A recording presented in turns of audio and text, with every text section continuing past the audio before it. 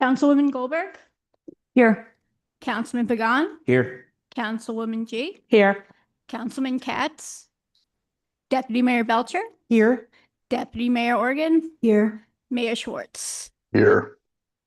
Adequate notice of this meeting has been provided by resolution number 256-2025, sending a copy to the newspapers officially designated for 2025 by way of resolution number 2-2025, filing a copy in the Township Clerk's office and posting it on the municipal building bulletin board. And the mayor hereby directs that this statement be included in the minutes. Welcome to the September 29th Monday night open session meeting. Present at tonight's meeting are Jacqueline Hashmat, Township Manager, Doug Roussillon, Township Clerk, Kristen DeNorsha, Deputy Township Clerk, Scott Salmon, Township Attorney, and Ron Goodman, Volunteer Cable Master. For the public's information, we are currently holding a hybrid format meeting. We have people in person and on Zoom. If our Wi-Fi at the municipal building has an issue where the Zoom meeting drops, we will aim to retrieve the connection and continue the meeting. If you haven't yet signed up for website updates and township alerts on our township website, please sign up, www.tnecnj.gov. The next regular council meeting will be October 21st, starting at 6:30 p.m., with public portion beginning at 8 p.m. Municipal offices are closed Monday, October 13th, in observance of Columbus Day. Council met in closed session tonight to discuss the following: personnel, contracts, affordable housing, potential township property for sale, legal issues and/or opinions regarding any items on the open session agenda, litigation updates, and Oprah. And if you can join us tonight for a moment of silence for former Police Chief Glenn O'Reilly, taken last week, much too young and unexpectedly.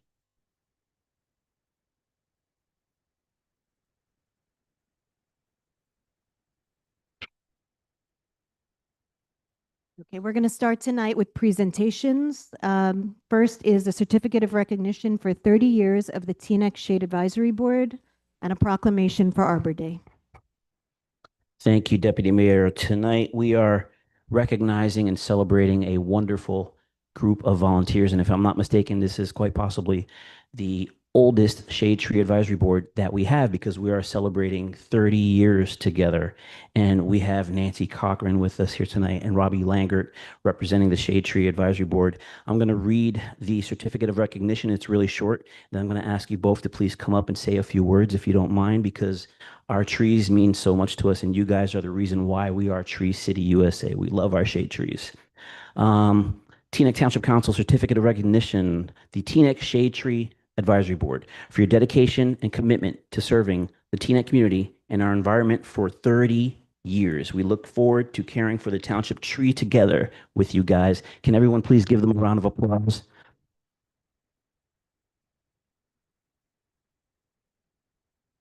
Nancy. Robbie, if you don't mind saying a few words, please. Come to the mic. Don't shy. I just want to say thank you for this certificate. It's always good to be recognized and know that we are helping the community.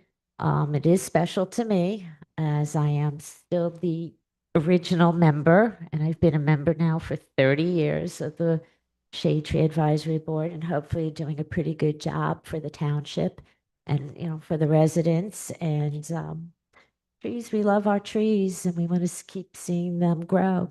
So thank you.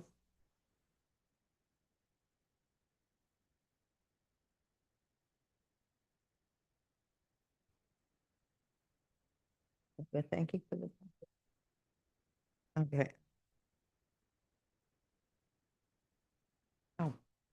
Just want to thank Nancy. Welcome to everybody here. We have a full house tonight. It's been a pleasure to work with Nancy. I haven't been on the board for 30 years, but it's 20 something. And it's because I'm so young. Anyway, it's been a pleasure. It's a labor of love, and we take it seriously. And yeah, Nancy and I have been together, and we have planted a lot of trees. So we hope to continue doing the same. Wait, don't go anywhere yet. Don't go anywhere. And I do want to also mention, though, that this is a bittersweet moment because we lost one of our members of the Shade Tree Advisory Board recently, unexpectedly, in Wendy Kelly. But I'm going to read you a short proclamation. It's about Arbor Day, and then we're going to present it to you briefly. Whereas in 1872, J. Sterling Morton proposed to the Nebraska Board of Agriculture that a special day be set aside for the planting of trees, and whereas the holiday called Arbor Day was first observed with the planting of more than 1 million trees in Nebraska, and whereas Arbor Day is now observed throughout the nation and the world, and whereas trees can reduce the erosion of our precious topsoil by wind and water, cut heating and cooling costs, moderate the temperature, clean the air, produce life-giving oxygen, and provide habitat for wildlife, and whereas trees are a renewable resource of giving us paper, wood for our homes, fuel for our fires, and countless other wood products. And whereas trees in our town increase property values, enhance the economic vitality of business areas, and beautify our community. And whereas trees, wherever they are planted, are a source of joy and spiritual renewal. Now, therefore, the Township Council of the Township of Teaneck does hereby proclaim October 19th, 2025, as Arbor Day in the Township of Teaneck instead of the traditional month of April to recognize our Shade Tree Advisory Board's tree planting event at the Phelps Park Arboretum at 1 p.m. Please join us.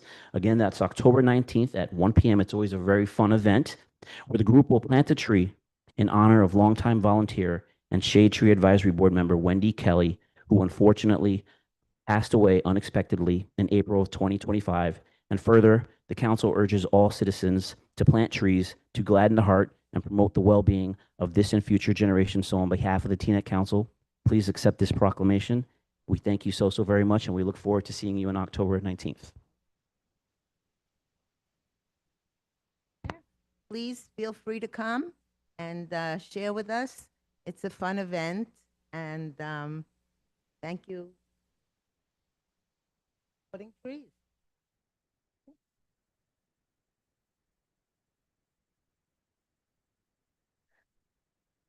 So first of all, congratulations to both of you. Thank you so much for your service to this township. We really, really, truly appreciate all you've done to make this township more beautiful. Thank you so much for your service.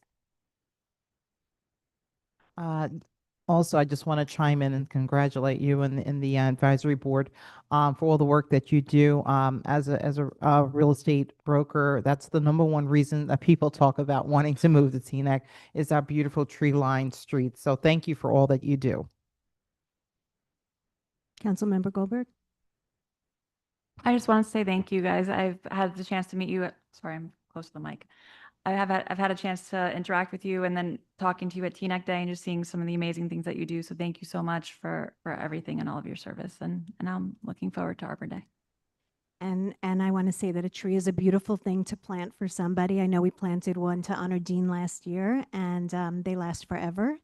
And people should understand that a lot of the trees that were planted in Teaneck that we've had problems with were not the right kinds of trees back in the day, and how much the Shade Tree Advisory Board helps us choose the right kind of trees to plant now that don't bring up the sidewalks and fall on cars during storms. So practically, thank you for everything that you do to advise us. We have one more proclamation tonight, Knockout Opioid Abuse Day proclamation. October 6th is designated in New Jersey as Knockout Opioid Abuse Day. We're going to submit this proclamation, Doug. And just for everybody to know, as part of the push to knock off the stigma of people who are addicted to opioids or live with them, we did just open a Buster Box with the county at Stop and Shop. Anybody who's in need of Narcan, naloxone can just open it up and take a box to have in the house. Anybody who feels like there may be an issue with somebody that they know, no stigma on your way out. Just grab it like you would grab a free newspaper, and these are available throughout the county now. So we thank them for that. Okay, work session items, miscellaneous. Oh, Deputy Mayor. Mm-hmm.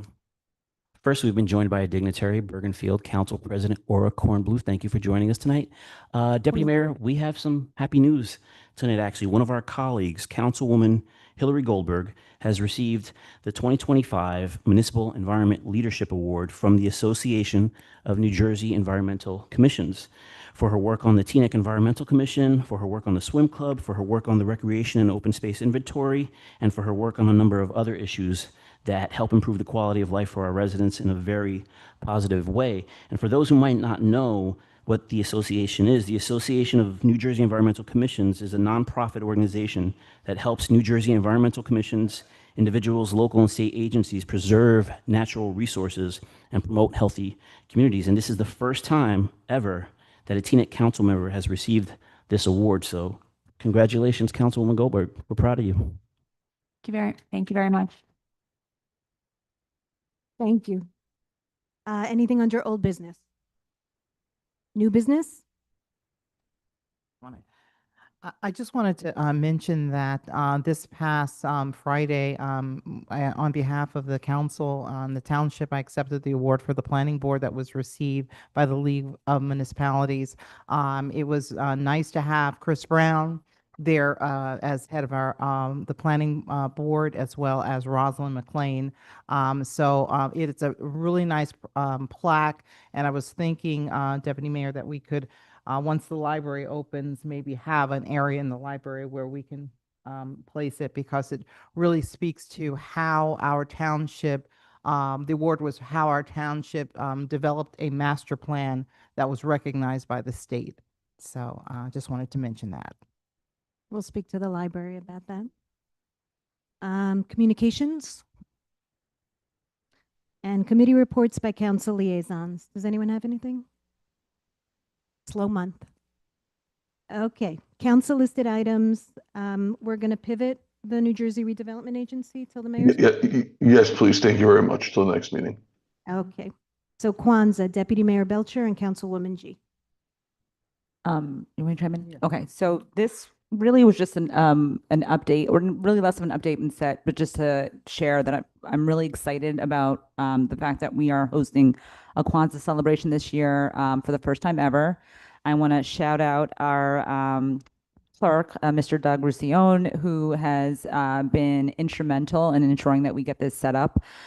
He's been working with the Juneteenth Committee, Celine Wong, Kwan Ji, to really start thinking through how to make this a reality this year. And I think what's really special is it really rounds out all the amazing cultural celebrations that we have at that time of the year. And so I just wanted to just share with you that the planning is underway, and I'm really excited about bringing that to fruition this year. Great. You can't have too many celebrations in December. Okay, Township Manager's report. Thank you, Deputy Mayor. Good evening, Council and Township residents. Leaf collection season is upon us, so the DPW Director and I have discussed some ways to improve the efficiency of our process for this year. As of October 15th, the Township will continue leaf collection in all 4 quadrants on a daily basis.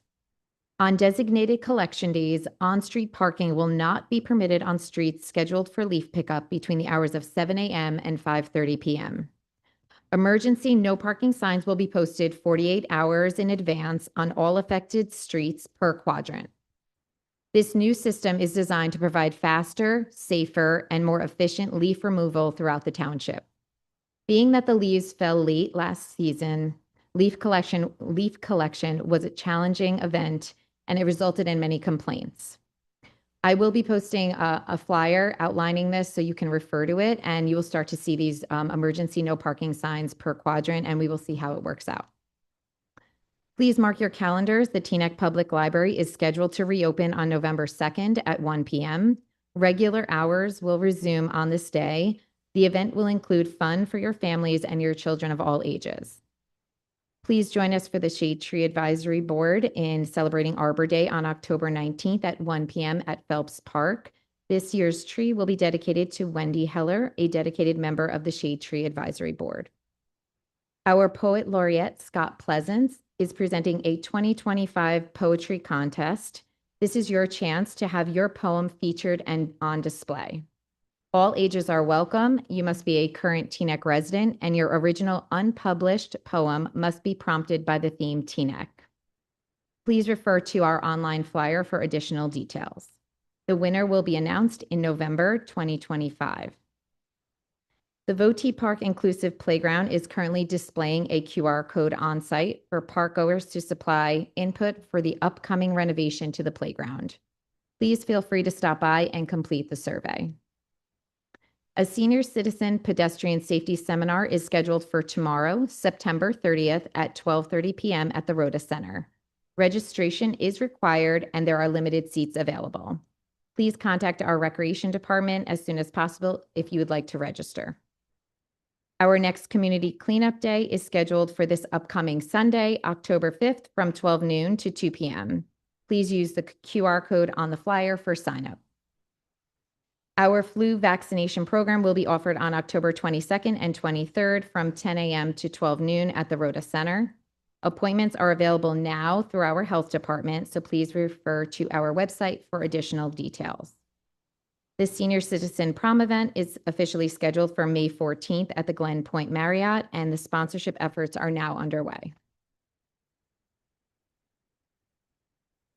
Our compost pilot program will be open to our waitlisted residents in the near future. The township is committed to continuing this program for one more year to assess our budgetary needs and participation of the township. Congratulations to the township on receiving a bronze level certification through Sustainable Jersey. The township will receive this award at the League of Municipalities conference this year.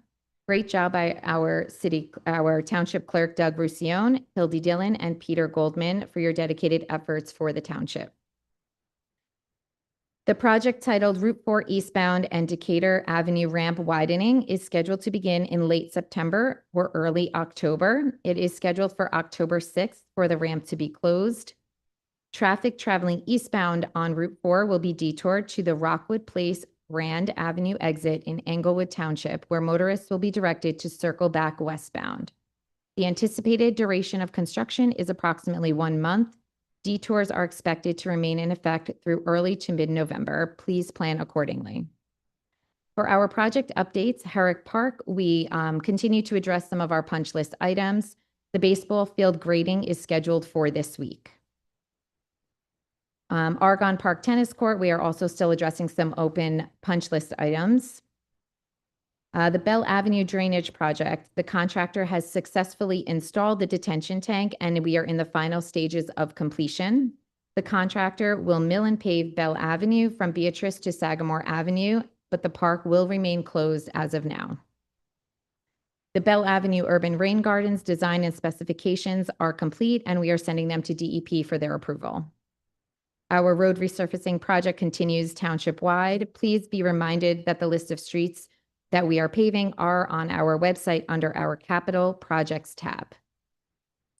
Brooks Park, the proposal for the restrooms is on our agenda this evening. Our exercise station is also in the design phase, and we have installed a new slide. Maple Avenue improvements, construction is set to begin in October. Our Phelps Park splash pad, the bid opening is scheduled for October 15th. Griggs Avenue, Van Buren Avenue, and Herrick Avenue improvements. The scope of the project consists of construction of Griggs Avenue, Van Buren Avenue, and Herrick Avenue from Palisade Avenue to the dead end by Herrick Park. The improvements include full construction of the roadways, including curbs, base construction and paving, installation of traffic stripes and markings, and other incidental roadway items. The design phase is currently underway. As for our grant updates, the Teaneck Fire Department received a FEMA grant in the amount of $287,135.92, where Teaneck is required to fund $26,103.27 for training and costs associated with overtime. This grant will pay the overtime to have 26 officers and 6 firefighters trained in several classes. As for some additional updates, the CVS parking space that was requested to be removed, our Traffic Bureau and DPW have assisted with the removal and proper line striping of the area where a parking space was officially removed. Decatur Avenue update on tonight's agenda. We have an ordinance to designate the west side of Decatur between Alfred Avenue and Tejan as no parking anytime. We continue to work on the other reported items with NJDOT to improve the traffic safety requests in the area. I would also like to share some factual information about our recent pedestrian safety initiative that took place yesterday. This event was advertised for several weeks to install some curb extensions as a pedestrian safety trial at Ayers Court at Queen Anne Road and Palisade Avenue. The township has been working for several months with Easy Ride, NJTPA, our traffic bureau, and township engineer to bring positive solutions to pedestrian safety. Yesterday, a team of volunteers, along with our pedestrian safety team, were on site to complete this demonstration project to last between 4 to 8 weeks. This is a temporary attempt for additional pedestrian safety within our township. We have since received some informative feedback that we are looking into and taking the proper measures to observe, make on-site adjustments, and to listen. As early as tomorrow, our team will be on site at the entrance from Palisade Avenue to Ayers Court. We plan to soften the turning radius by moving 3 delineators to create a curve that vehicles can now turn smoothly. We have also received some feedback from the school that the need for a right turn lane is needed to exit the Ayers Court parking area. We will observe this area when school is back in session for a positive solution. Lastly, our fire department and TVAC will be asked to check the area for any concerns later this week. It is important to note that a post survey will also be available for residents to share their input. The goal of this demo project is to receive this community feedback so we make the best pedestrian safety decisions for the test area. I, along with our pedestrian safety team, remain committed to this project and considering your feedback. Thank you, Deputy Mayor. Thank you. Brooks Park, we had a request to move the porta potty closer to where the teams play. I forgot to tell you before the permanent bathroom goes in. No problem. And I look forward to the senior prom on May 14th. That sounds so fun. Does anyone have questions? Just on the bathrooms, is that the same concern that we had, or did we move them already? The porta potties? I don't think, no, it wasn't moved. Got it. Okay. And just a quick question on the Alfred Avenue. So this addresses how much of the parking that from Mrs. Baker? It's the whole length between Tejan and Alfred. Okay, thank you. Sorry, question about for soccer at Brooks Park. Is there any way to temporarily suspend the parking rules on which street is that? I think it's Intervale during the games, just because parents are having to walk with their 3-year-olds like multiple blocks to get to the games. I'll check in with traffic and see Okay. what I could do. Is that going to affect people playing the games though? Like the How? players? If I'm just want to make sure that or observers of the game. I just want to make What do sure you that mean? I'm just trying to picture it. Sorry. So on Intervale, it's just regular street parking. Right now, it's no parking on I guess on both sides, but which requires you to walk like several blocks to get your kid to the field. Got it. Okay. Yeah. But also the residents may have requested that, so we That's should. fair. Yeah, I would check that because I've been coaching there for years. It's been like that for years. Everybody said, well, I heard it was the neighbors. I tried, they told me no, but we should definitely look into that. I mean, it's just on Sundays for 2 hours, so I don't know. I just wanted to mention in your report, you mentioned about this, the new leaf pickup. The intent of that is to really kind of address the issue of leaf pickup, and that's going to start as early as October 15th, is it? Yes, October 15th. It'll allow us to go down your street on that specific day and be able to remove all of the leaves a little more efficiently. So you'll also know ahead of time when we're going to be on your street. And hopefully it will help us keep up with it and not have to go in between parked cars, and even for our equipment efficiency. I'm hoping that it helps us keep on top of the leaf collection this year.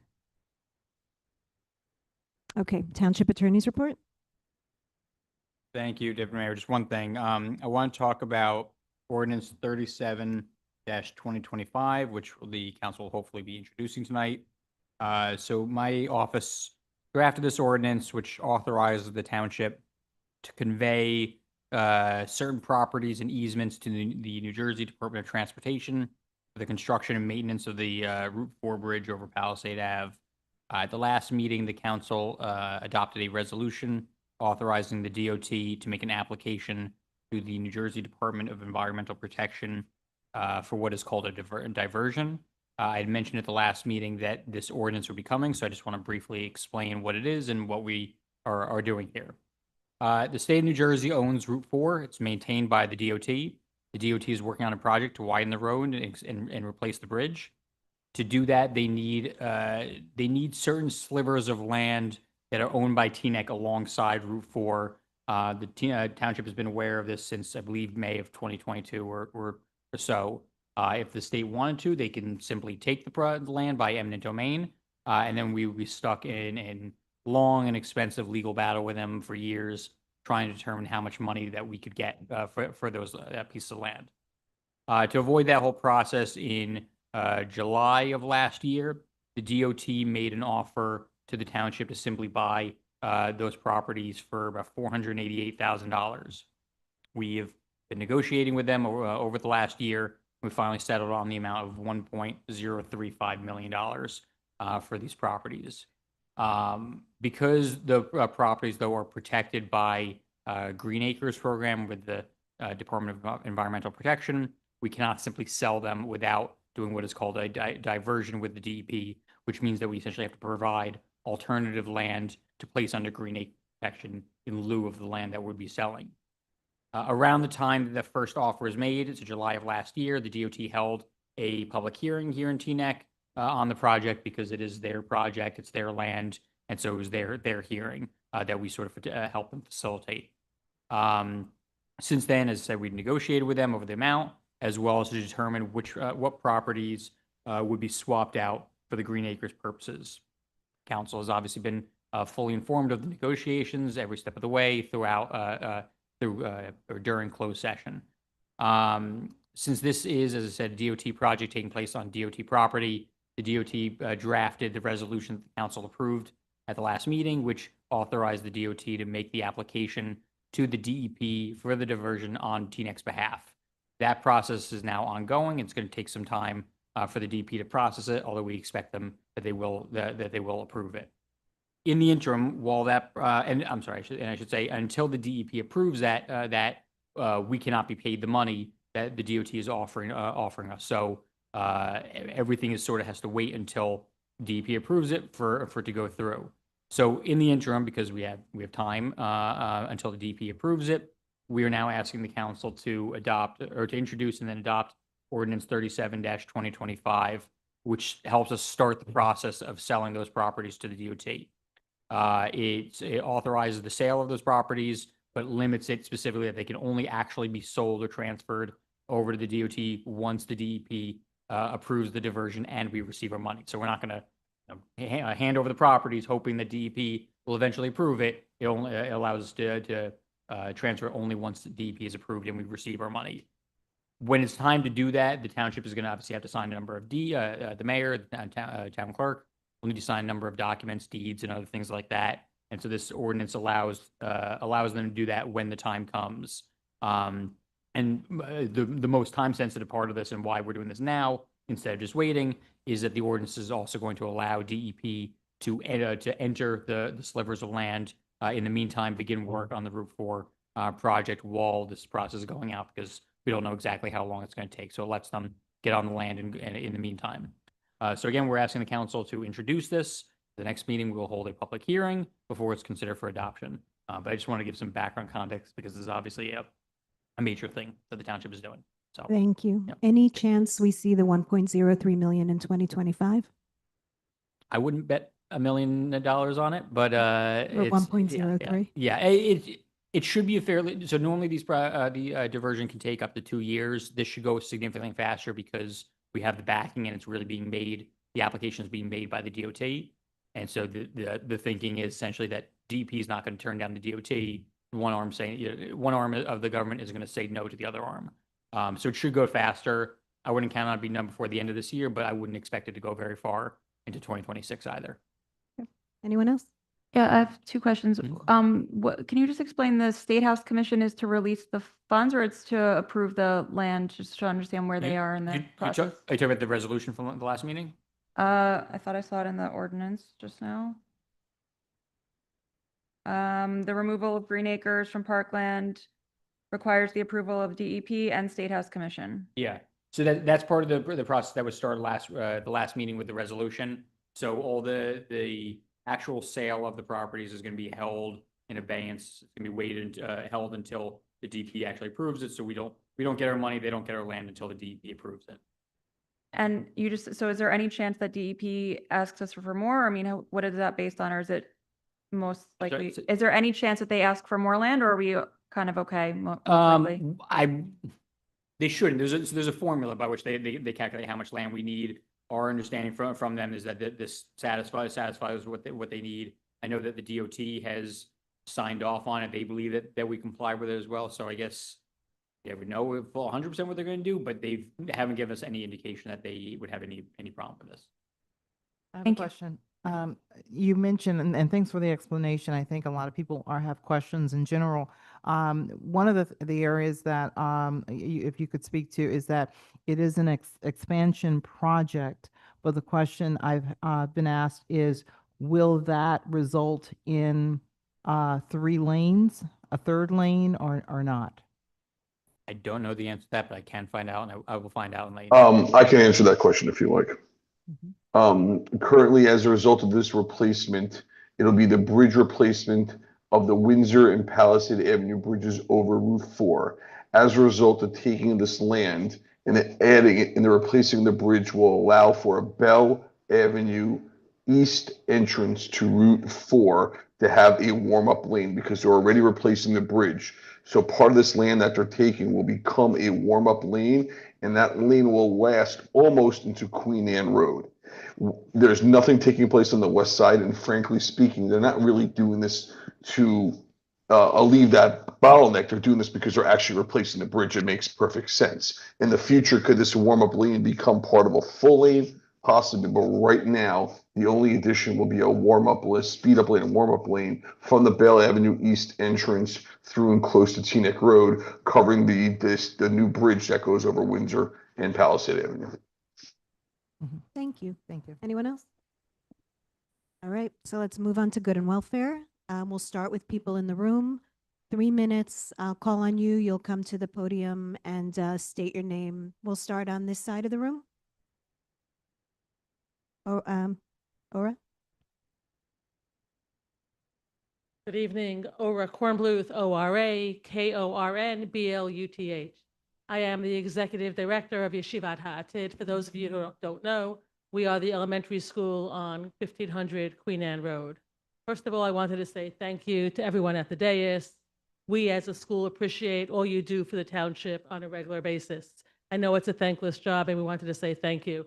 Jackie, to you as well. From the time you were hired, you've hit the ground running, you've been communicative, receptive, and we really appreciate you being there for us. That being said, I just wanted to comment on the new traffic safety initiative. We as a school had some concerns regarding the Ayers Court Palisade intersection. This morning I happened to have been there, and like Jackie said, the right turn was a very tough right turn, and a lot of our parents had issues making that right turn. We also have concerns with the traffic patterns. We currently have many, many parents who carpool to school since they live in Teaneck and do not live far enough to get busing. We spend hours and hours working on a traffic pattern that will not cause a major backup, whether it's Palisade, Queen Anne, and Ayers. The 2 lanes on Ayers Court enable us to basically move traffic a little better without backing up all the way to Queen Anne Road. This morning, there was not a backup. I happened to have been there, but we do have concerns that with 1 lane, someone making a left turn will not enable any car to make the right turn. And you can have 10 cars waiting behind 1 car who needs to make a left turn.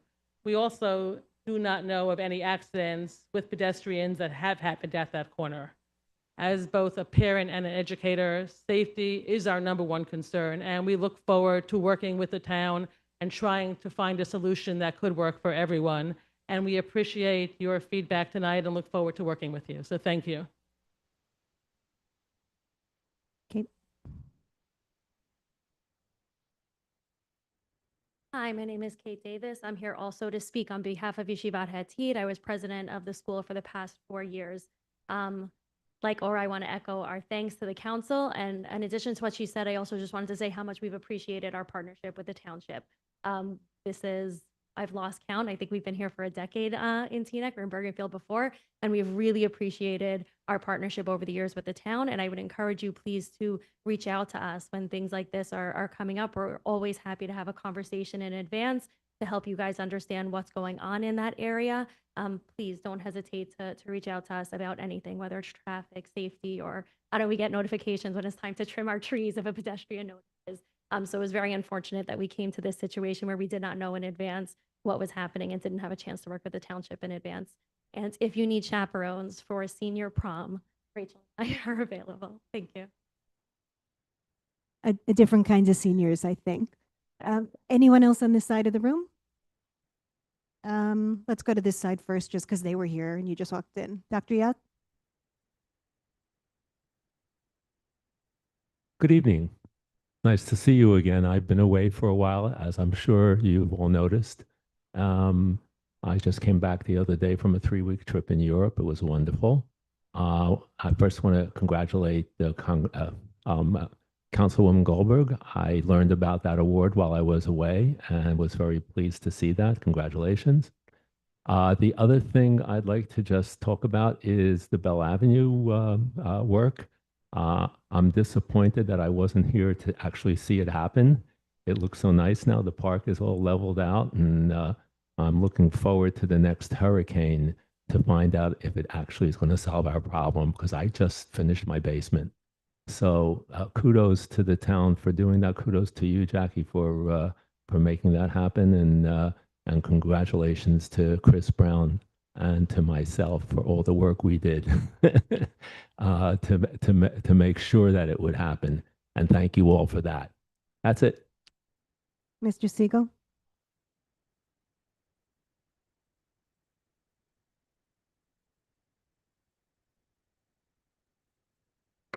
Good evening, Rich Siegel, 26-year Teaneck homeowner, and unapologetic anti-Zionist Jew. I spoke here at the last meeting, and after I spoke, Keith Kaplan called in on Zoom and called me a liar. I keep getting hit, whether physically or verbally, but he said, and I quote, "Rich Siegel is a liar." And then he repeated it, just in case you all didn't hear it the first time. So what he was complaining about is the fact that I said that the Israeli real estate events that have been happening in Teaneck for many years and that are occurring and that have gone underground because of demonstrations against them, I said that they were illegal. And I'm going to explain why they're illegal. And there's two main reasons. Number one, West Bank settlement real estate is being sold at these events. West Bank settlements are illegal under international law. International law states that an occupier may not move its population into occupied territory. Israel is doing that. Those settlements are being sold at Israeli real estate events right here in Teaneck, New Jersey, and in other locations. That's illegal under international law. So it's illegal for us to participate in that. The second reason that these Israeli real estate events are illegal is because the real estate, even within Israel, that's being sold is redlined real estate. It's available to sale for Jews only. Now, our own Chandra Young tested this out when she went to an Israeli real estate event and asked, "Is there real estate here that I cannot buy?" And the answer was, yes, there's real estate that you cannot buy because you don't speak Hebrew. That was a lie. That was a cover. And in fact, if it was due to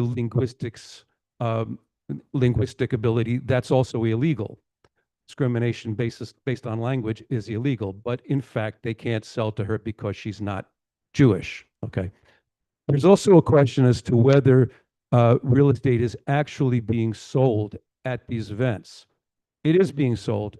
I went. undercover to an Israeli real estate event, and I sat through a sales presentation and got to the point where I could have signed on the dotted line for a condo in an illegal West Bank settlement. I did that. I know that the real estate is being sold directly to Jews here and not to non-Jews.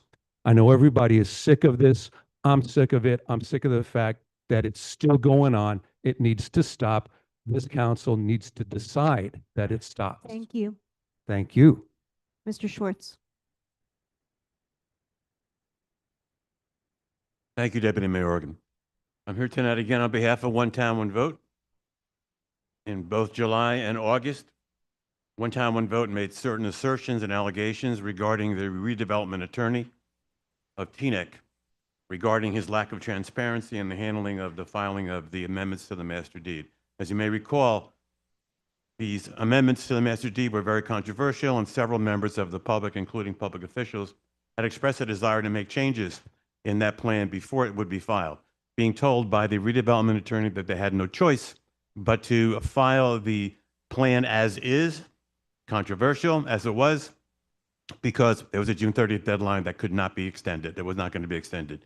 He admits he refused to answer my questions last month. He refused to respond to my allegations, directing me to read his statement in the July meeting. I read the July meeting over. I heard the video several times. And on each occasion, the redevelopment attorney admits that he got the extension from the court for 6 weeks and did not tell either the council or the planning board about the extension and went ahead and filed the controversial master plan anyway. His response when asked why he did that, where he could have just picked up the phone and told his clients, yeah, I got the extension. You got another 6 weeks to make changes if you want to make them. No, he didn't do that. He says, I wouldn't take it upon myself to veto what the council did. Nobody I've talked to understands what he meant by vetoing the council. It's not his job to veto anything, but it is his job to tell his clients what the situation is, that the extension that he filed for them was granted. Why did he not tell you guys that? He still refuses to answer that question. We're not going to forget this situation. One Town, One Vote is going to keep on bringing it up until the redevelopment attorney or some members of this council or the planning board give us an explanation. Also, I want to talk about there is an issue coming up with freedom of speech in Teaneck. We just formed a subcommittee to go over what's called the protest ordinance or the special events ordinance that you guys passed back in April in relation to the incident that occurred a week and a half ago regarding the Hands Across New Jersey, the summonses that were issued. There are lots of inconsistencies in this ordinance, a lot of vagueness in this ordinance. For instance, for example, the term religious event is nowhere defined in the ordinance, nor is there any way anybody else could understand what is meant in the ordinance by a religious event. Is a men's club meeting a religious event? Is a dinner for sports awards a religious event? Also, there is nothing in the ordinance that says how does the manager, who was the only one who could deny the permit, inform the applicant that their application for a permit has been denied. In this particular situation, it was not the manager who informed. It was somebody from the police department on a lower level who informed. And that is a problem. We're going to bring this up in the next meeting. Mr. Schwartz. Thank you. Anyone else in the room? Go ahead. You 3 minutes, any topic you'd like at the microphone, just give your name.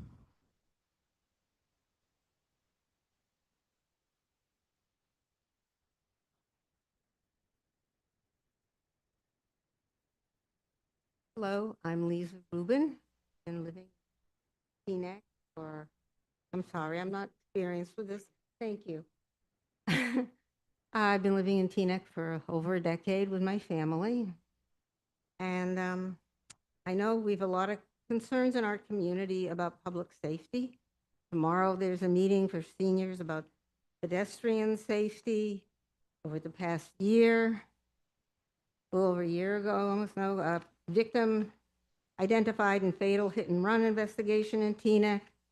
Everybody's concerned about pedestrians, and that turns out there was another one close in time with that one where a teenager was hit and run and very seriously injured.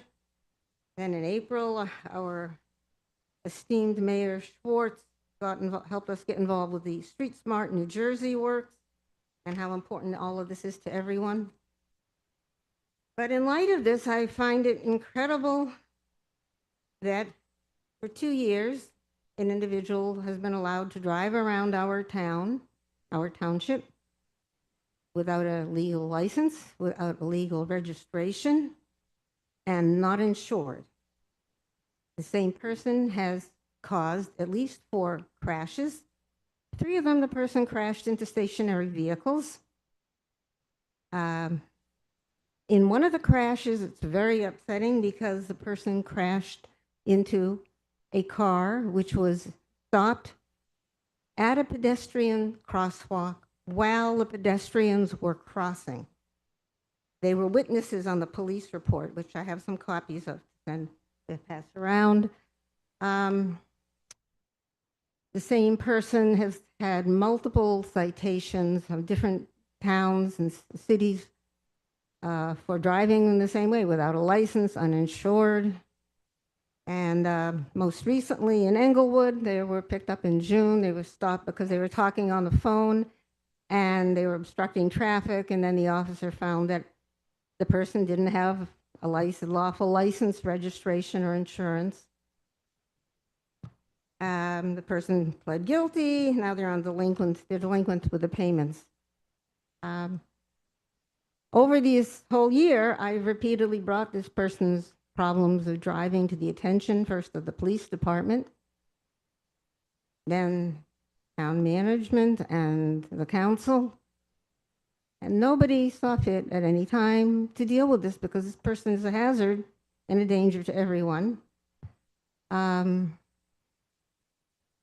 I even gave a picture. I took a picture of the car parked in our police department parking lot because the person's an employee of the police department. I hate to think that that would be enough reason to have somebody not get cited, but Thank I you. thought one Thank you, Ms. question Rubin. The 3 ask- minutes are up. If you'd like Yeah. to leave the paperwork with the clerk, yeah, I have distribute some it. things to hand out, but it would be really nice. Okay, it's the 3 minutes are up. I understand. Okay. Well, I have some copies to give out. Part of me wants to just say We're done. I know we're Okay. done. Would like to just ask why. Here, you can give these out. Thank here. you. What's going on with the person parking, being allowed to drive in our township? But what about everywhere else in Bergen County? Make copies and I'll give. Thank you very Here. much, Ms. Rubin. Doug, do we have anyone on Zoom?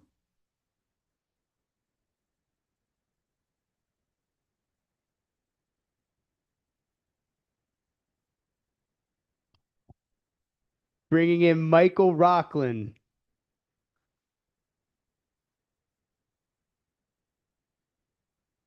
Did my Hey, Mike, camera can you come hear me? on? Yeah, did my camera come on? Yes, you look and sound good. You got 3 minutes, sir. All right. Hi, everybody. Michael Rockland, Teaneck, New Jersey, or more than a 30-year resident now, and honored to be the community liaison to the Pedestrian Safety Task Force. I wanted to give a big shout out to Easy Ride, to the Pedestrian Safety Task Force, and really all the members of the council and the town government who have actually put their money and their power where their mouth is when it comes to pedestrian safety, whether it's in the demonstration project that we're doing on Queen Anne or in all the other places that I'm constantly hearing about in town, whether it's the new stop for pedestrian signs that we see all over town, working together on how to fix some of the speeding between Route 4 and the Turnpike. I wanted to address the concerns that were brought up both here and in social media about the pedestrian safety project that we're doing on Queen Anne. That area, by all accounts, is one of the most dangerous parts of town, and it is also probably the highest pedestrian traffic area. There are tons of schools, both elementary schools and high schools, not to mention everybody who is eating at the various establishments and shopping at the bank. I had one of the proprietors of one of the businesses in that area called me this morning, and I was a little bit worried that we had, made some mistake or some error. And what he told me was that almost once a week, he tells his mother, or he tells his wife, or he tells his friends that he witnessed somebody almost get hit or actually get hit on those various intersections right there. I've experienced it myself. And as many people know, just a block over, my wife and at the time baby were lightly struck by a car making a right turn from State Street onto Queen Anne. This is an area where I think we can make a lot of progress. And all we did was have some volunteers and some help from the police department spend a couple of hours laying down some paint and some cones. It's so easy that we're going to be able to go in either tomorrow or the next day and actually adjust where those lines are to make it feel safer. And I just want to encourage everybody to think about this as government working the way it should, being responsive to the needs of the community in such a way where we're not spending a lot of money. We're not spending years and years discussing how to make things better. And instead, we're really bringing positive change, small incremental change that we can flip back if we really need to, or we can push forward. And I hope to see a lot more of these kinds of things going forward. And thank you, everybody.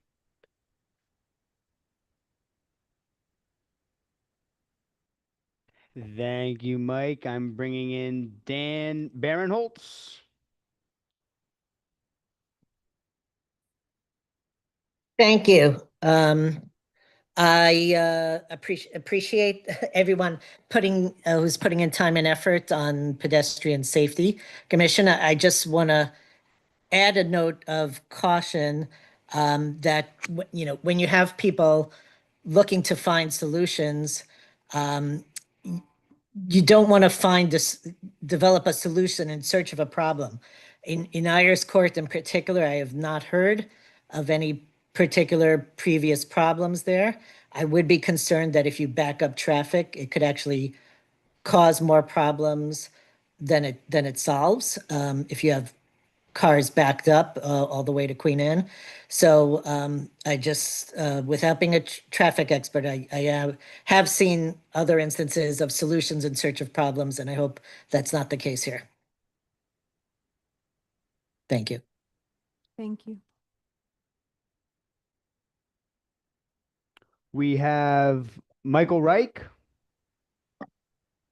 Hi. I actually like to speak about what the previous two speakers have spoken about, as well as the fact that I feel that the council has a responsibility not to allow a very vocal minority group make decisions on behalf of the town. We have to use more than common sense. We have to use data when we make these decisions. I don't know of anyone who elected Michael Rockland to be playing with the traffic in the area. Is what I do know is I've been taking my kids to school at TABC and Mayanot for the past 7 years, and I'm going to be continuing to do that for the next 4 years. And I can tell you that there's a really terrible traffic pattern. You have traffic that backs up from the intersection of State Street and Queen Anne all the way down to Windsor. Windsor backs up because of Ben Franklin all the way up past Winthrop some mornings. And West Englewood on that side of the train tracks backs up a great distance as well. I'm not aware of there being any traffic studies having been done to look at what Michael Rockland did. I don't know what legal authority he had with these private groups to impose these lines and so forth. But I can tell you that at the end of Ayers Court by Palisades, this is going to be a big problem. First of all, they've narrowed. If you're going from Ayers to Palisades, they've narrowed what was wide enough for 3 cars to 1 car. So you will have some mornings, Hetid, people who drop their kids off at Hetid, their carpool line will back up all the way to there. They're on the right. Then you have cars making lefts onto Palisades, and There was room for cars to make a right turn onto Palisades. Furthermore, going from Palisades onto Ayers Court, they've made it extremely narrow now. The goal should be in the morning to have cars flow in and out of that area as quickly as possible so that you can have more cars. Additionally, not only am I not aware of there being any pedestrians really being struck in the area, I did an Oprah about a year ago on it, and there were none over about a 10-year period, at least on Palisades. So this really does seem to be a solution in search of a problem. And I encourage the council to, first of all, actually, I don't encourage the council to take any action here other than to end this. Traffic decisions and traffic safety should be done under the purview of the traffic division of the police department and with proper traffic engineers, not do-gooders in the town. I don't know what agenda is being pushed here, but Thank I am you. all for pedestrian safety, but it's got to be balanced. Thank you, Michael. 3 minutes were up. If you have any more comments, please feel free to email council@tnecnj.gov. Anyone else? And no one in the room. Okay. Hearing that, good and welfare is now closed. No? Councilmember Goldberg? Thanks. I just want to thank everyone for coming and thank you, Jackie. And I want to do a huge thank you to Teaneck Police, especially Lieutenant Antonori and Brington for all their help yesterday at the demo. The manager stated this is a pilot, so over the next 4 to 8 weeks, we're adjusting as needed to see if this is something that will help. I also want to thank the volunteers who were with us and Easy Ride, Farah for doing the engineering diagram. I'm totally using the wrong word, but everyone knows what I mean. And after 6 hours of painting and taping and epoxying, I also want to thank our hardworking DPW because I pretty much did I literally epoxied and did all that for 6 hours. So thank you. And a special thank you to Mason Rockland, who was a rock star at measuring and taping with our volunteers. It was really nice to see the seniors using the pedestrian flags to cross Cedar Lane last week also. So we're here to keep people safe. And as Mr. Rockland pointed out, that's what we're doing. I also just want to mention a story that I raised at the Rhoda Center a few months ago at the event that the mayor and I were at. So there's some images you just don't get out of your head. And one of them for me was in 2021, I was driving my son home from, or I was driving home from driving my son to school. And I literally watched a 6th grader get hit by a car as he biked to school. And thank God he's okay. And his mom keeps me updated regularly. We just took a nice walk around the park. And he only suffered a broken arm. But there's some images you never get out of your head. So I was really grateful that police were there. And also another volunteer that we had yesterday also was a victim themselves at that intersection. So it was really great to see that he was able to do something positive from his experience. And Mr. Yucht, I just want to say that I wish you were here as well to see that vote, but I'm grateful that you and your neighbors will finally be getting relief from the flooding. And I wish everyone else well. Thank you. Councilwoman G. So first, I wanted to just acknowledge the statement from One Town, One Vote. We hear you. The process was not ideal. The timeline was not ideal. And we acknowledge that. I want to reassure you that we have addressed these concerns amongst council. And, you know, and I've already shared that response with you personally, but I just wanted to, on the dais here, acknowledge your comments and just let you know that we hear you and we are all is well on our end in terms of ensuring that that feedback was shared. I also wanted to say welcome back, Dr. Yucht. It's nice to see you again, and we are thrilled that we were able to break down and get the project off the ground. You all have been coming here for, I can't even count how long, 4 years now. And so I know it took a long time, but you know, we all were committed to this work and it is really just refreshing that it's happening.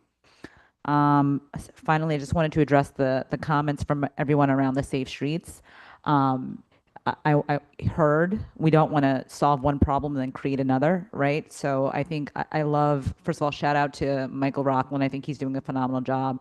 I love that they're seeing this as using this as a test case, right? Like if there are issues, I think they're going to reassess and readdress the current plan. And I think it's important that we test it out and really collect data to make sure that it's not creating bigger issues. But I think you all brought up really great points, and we need to pay close attention that we aren't creating new issues for parents trying to get their kids to school. All right, thank you. Deputy Mayor Belcher. Okay, I just want to start out by saying to the one town, one vote, Mr. Schwartz, that yeah, it is a concern of ours in terms of sitting on the planning board and having spent 2 years on a master plan. It was disappointing. And I've said this before, you know, to you, I've said it to the community, that we were looking for a different and a better outcome.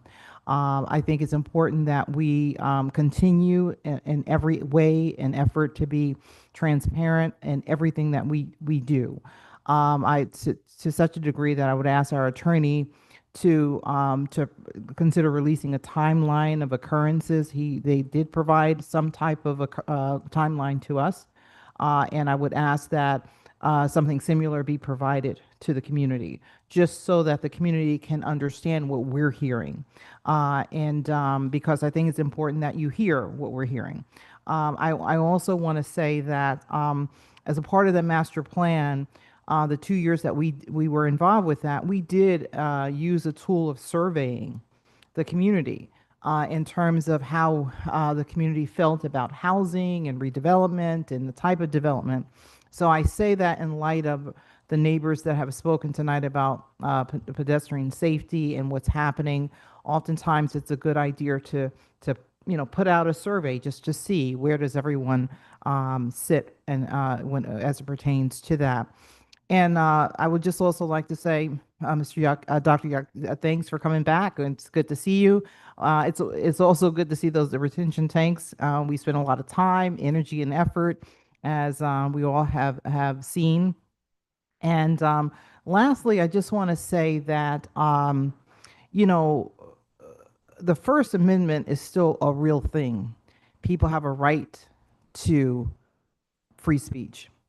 And I think that it's important that we may not agree with what our neighbor may be saying, but we have to understand that they have a right to say it, and that we ought to respect and not call people names and so forth. So I just want to end with that, and thank you all for coming out tonight. I will speak, and then Mayor Schwartz can bat clean up. So, Dr. Yuck, I don't feel bad for you that you missed the week that it took to put the tanks in the ground. I hope you had a wonderful time in Europe. I love the beard. Keep smiling and keep traveling. I think that's great. For everyone who came out and spoke about the project, thank you for acknowledging how responsive the manager is to everybody. Thank you for those that were polite. It's very important that we can have a dialogue like this. And I loved what Michael Rockland said when he talked about government being responsive the way that it should. And we're seeing that right now. I know the fire department will be out, I believe, on Wednesday to look at the turn. And the manager and traffic were at the school already today. So we'll work on it until we get it right. We don't always get everything right the first time, but we're committed to making sure that what we're doing is balanced and it's not a hardship for anyone while still keeping people safe. To Mr. Schwartz, this is the third time you've come out and repeated the same thing. The first time Mr. Ash answered you, he spent a long time answering you. The second time, Mr. Salmon answered you. And tonight is the third time. We're not going to have the manager, the attorney give another response. But repeating something 3 times doesn't make it less untrue. What it does is it lessens your credibility when you talk about other things.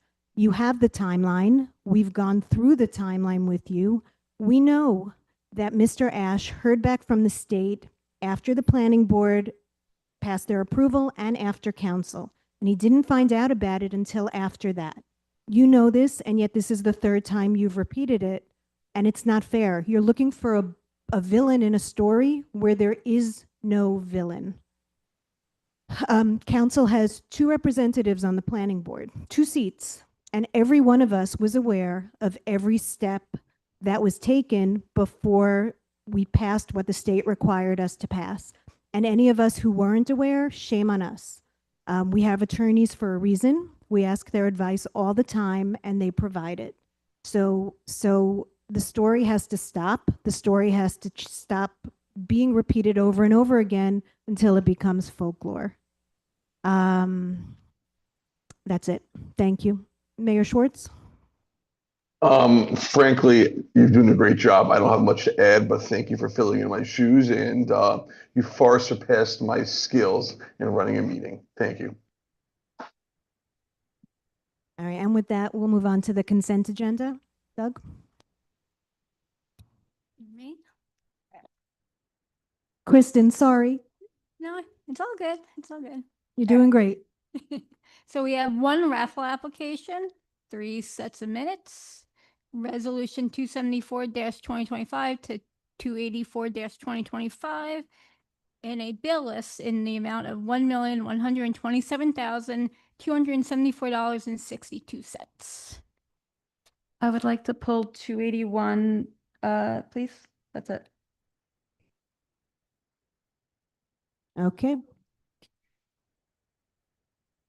So I'd like to move consent agenda bills list and minutes, all the resolutions except for 281. Second. So we have Councilwoman Goldberg, Yes to all, and on the bills list, it's yes, but I'm abstaining on the 2 account numbers again. So do you want me to give them to you again? C04559990222115. Pending conversation with the auditor. I just have some concerns about whether they should be hitting capital or operating expenditures. all right. Councilman Pagan, Yes to all. Councilwoman G, Yes to all. Councilman Katz, Deputy Mayor Belcher, Yes to all. Deputy Mayor Organ, Yes to all. and Mayor Schwartz. Yes to all. Go ahead. 281. Yep. So 281 is the Fast Tech contract for the restrooms at Brooks Park. So I just had a request. I wanted to see what everyone thought of this. So in the 24 ordinance, there was the prefab bathrooms that Councilman Kaplan fought for a while. And 25, we included $50,000 for the water fountain upgrades at Brooks Park. Since both of the improvements are at Brooks Park and it's the water fountain and the bathrooms, they're both funded. I think my request is, does it make sense to table this till the next meeting and have engineering come back with a proposal? This is only for the bathrooms. I'm asking if it makes sense to have her come back with a proposal for both together. So that way we can literally have a Brooks Park upgrade together. And this way we'll also save money on the design fee and overseeing the base map and the package deal and the bids. So we're streamlining the work and getting everything done at the same time to try to save money and time for the residents. So that's my ask. If everyone, before I want to make the motion to table it and have her come back with adding in the water fountains for the next meeting and doing both of them together. Second. So would adding water fountains take away from the restrooms? What would we need separate engineering? Because I would love to move this project forward. And I can't imagine that a water fountain designing where to put the water fountain would affect the engineering on the restroom. I'm saying to put it together. So instead of do the restrooms now, and then we just passed it in the capital budget for this year or 5 people passed it for this year to do the water fountains. I'm just saying add it in there instead of having her have to go out to bid again for another project. Cover one map. I mean, she's going to have to do plumbing, et cetera. It's one thing. We could just do one project. It doesn't take away to it. It adds to it. And I'm just thinking that we can streamline it, make it more efficient, and probably save money in engineering fees. Councilwoman Chu? I guess my question, this might be a Jackie question. Could we just move this forward and then do an add-on and vote for the add-on next week rather than pause this? I believe we can. I also think that, I just want to confirm that that funding's available. Did we confirm that additional water In the fountain? capital ordinance. It's in the capital? Okay. I just wanted to confirm that because sometimes there's funding available, but I believe that we could move forward with it and just add it on. Yeah, perfect. We can have it on the same contract, because that's what I just want to do. I don't want to have to duplicate engineering fees. It would be a change order. I mean, but at least we can move this part forward if So- everyone's okay with it, but it would so be a change order. Can we do that to try to just streamline the cost? I'm okay moving this. I just want to make sure that we get it under the same contract for Fast Tag so that we're streamlining it and we can do the restrooms and the water fountain at the same time for the residents. But can we do that? If we do this and then amend it next time when she has the added addition? I believe so. All right, so I'll move 281. Wait, Scott, do we have to change anything to it? I don't believe so. No. Good. All right, so next meeting, you'll have that amendment to this contract. Yes, I'll meet with the township engineer and just see what that'll look like and I'll report back. Okay, thank you. We got Councilwoman Goldberg, Yes. Councilman Pagan, Yes. Councilwoman G, Yes. Councilman Katz, Deputy Mayor Belcher, Yes. Deputy Mayor Organ, Yes. and Mayor Schwartz. Yes. Ordinances. So ordinance for introduction, we have number 35-2025, which is amending the township code to revise parking laws on Decatur Avenue. Then we have number 36-2025, which is amending the township code for the township of Teaneck to modernize and clarify the township charter administrative code, respecting appointments to advisory boards to council. And then ordinance number 37-2025, which is authorizing the conveyance of property and easements to the New Jersey Department of Transportation for the construction and maintenance of the Route 4 bridge over Palisade Avenue and CSX Bridge Improvement Project. I have a question on 2025 for the manager. I know that this is referencing Decatur Avenue, west side. Are we evaluating the east side? Are we putting a timeline? Basically, we're saying that no parking at any time between Route 4 and Tejan. So how does that impact the opposite side of the street?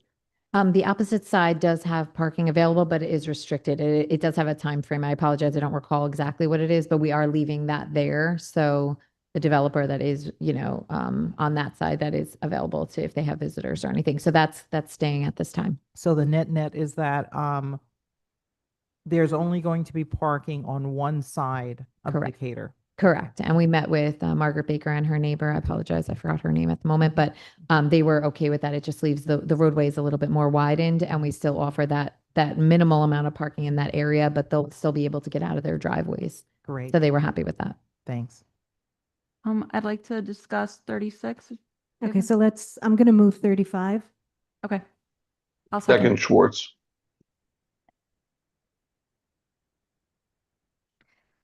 Councilwoman Goldberg, Yes. Councilman Pagan, Yes. Councilwoman G, Yes. Councilman Katz, Deputy Mayor Belcher, Yes. Deputy Mayor Organ, Yes. Mayor Schwartz. Yes.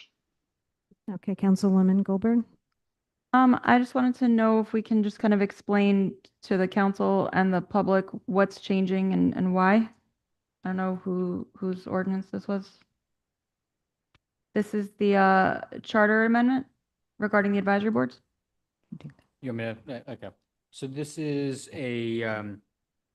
this ordinance changes slightly changes the procedures for making appointments to the advisory and statutory boards. The advisory and statutory boards. One of the things I'll just go through, and the changes I'll note are in the ordinance here. They're in red line, so everyone can see. The first thing it does is, currently in the current ordinance, it requires that before we can fill a seat, whether it's suddenly a seat, someone resigns and a seat suddenly opens up, or it's the end of someone's term. Basically, Doug, as a clerk, has to make an announcement, and then there's a certain amount of time, I believe it's 3 months or so, before we can actually fill the vacancy. This will allow us to speed up that procedure or that process. First, by on a quarterly basis, Doug, as the clerk again, is going to notify send out notices to the public about upcoming or expected vacancies. It's going to, we'll have a list of all the open seats on the website. We will maintain a list of all the seats that are open and when people's terms are going to expire. People will be able to apply and be kept on that list for 2 years. Before 3 months prior to the expiration of anyone's term on one of the boards, the clerk is going to contact those members and see if they're interested in staying on or not, which will give us some heads up as to whether or not we're going to need to reappoint or not.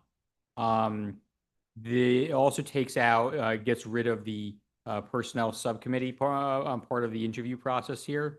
In that, under the current system, the personnel subcommittee essentially interviews anyone that has applied for a position, and then makes recommendations to the full council for their consideration. We're going to be getting rid of that, so we're just essentially going to skip it.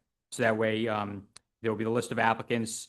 Any member of the council can invite as many people from the list as there are open seats available to be interviewed by the full council in closed session.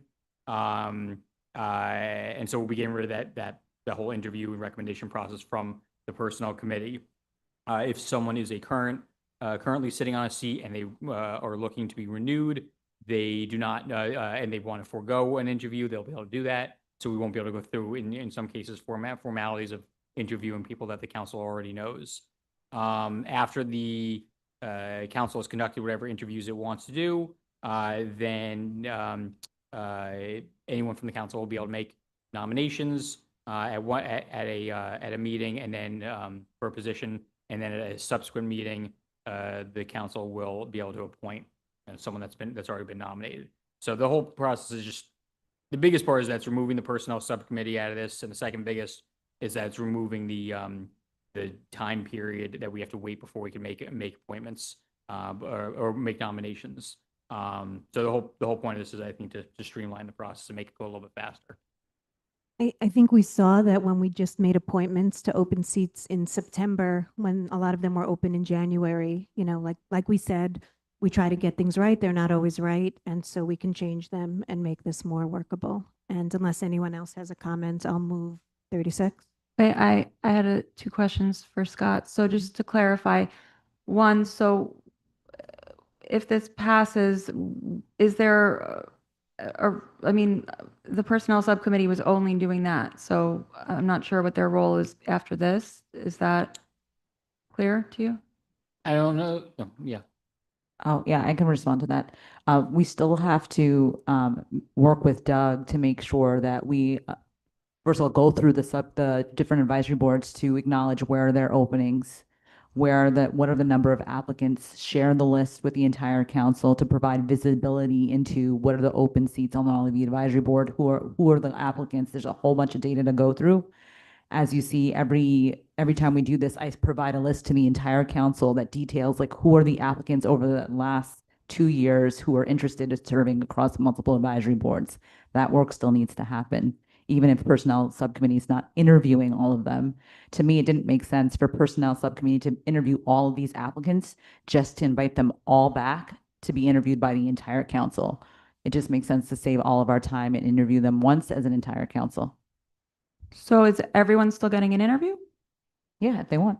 Well, the only thing is, you can only invite people to interview as many seats or openings as there are available on the advisory board.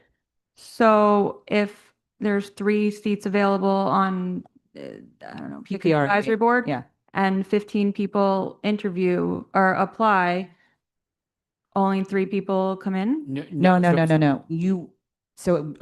Deputy Mayor Organ will only be able to invite 3 people. So why? Because it wouldn't make sense for her to invite 6 when she can only invite 3. Each council Yeah. member can Yeah. invite up to the number of open seats. Right. So the current process is the personnel subcommittee interviews everyone, and then they were making the recommendation, and then this part was in there now. So I'm just trying to understand. So if the whole town applies right now, only 7 people get to decide who gets to come to closed session, or everyone still gets an interview?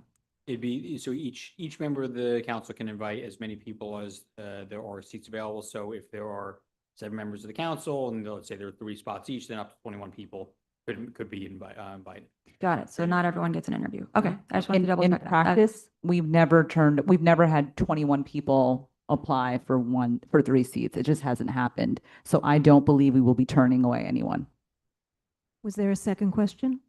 Or are you done? Got nothing else. Okay, so then I'll move 36. Second. Councilwoman Goldberg, No. Councilman Pagan, No. Councilwoman G, Yes. Councilman Katz, Deputy Mayor Belcher, Yes. Deputy Mayor Organ, Yes. Mayor Schwartz. Yes. Any discussion on 37? I do. I have a discussion on 37. Okay. I understand the nature of this is basically, this is the conveyance of property and easements to Department of Transportation for construction and maintenance of Route 4 and the bridge over Palisades Avenue and CSX, et cetera, et cetera. But one of the questions that I have for our attorney is this conveyance or discussion of such decisions would be made by the full council, correct? In other words, I'm not sure following. the conveyance of the properties for 37. Okay, it's kind of, I've read through the ordinance and it, I'm just really basically asking, is the decision for the properties to be conveyed a decision that is made by the entire council? That's. Yeah. That is what this vote is. Okay, but it doesn't say that in the actual ordinance. I find it here. But when we vote on it, we're then saying that council's approving it. It doesn't say that in front of every ordinance, that it's all of council, a majority of council. But it seems like I read somewhere that it was, it sorry. did not speak specifically to taking it to a vote, that the actual discussion of the land that would be used to be conveyed is a discussion that's to be held by the entire governing body, is my question. We had the discussion. Okay. Yeah, so that's in the whereas clause here. Apologize for the formatting here. This is the second whereas clause, and the one, two, three, four, five, the second and fifth whereas clauses are refer to the specific properties that are involved here. I'm sorry, I'm not sure I'm following what the. Yeah, it's okay. I'll take the blame for the formatting on this. The whereas clauses are a little confusing because they don't have tabs, but it should be on the first page. It refers to them by block and lot.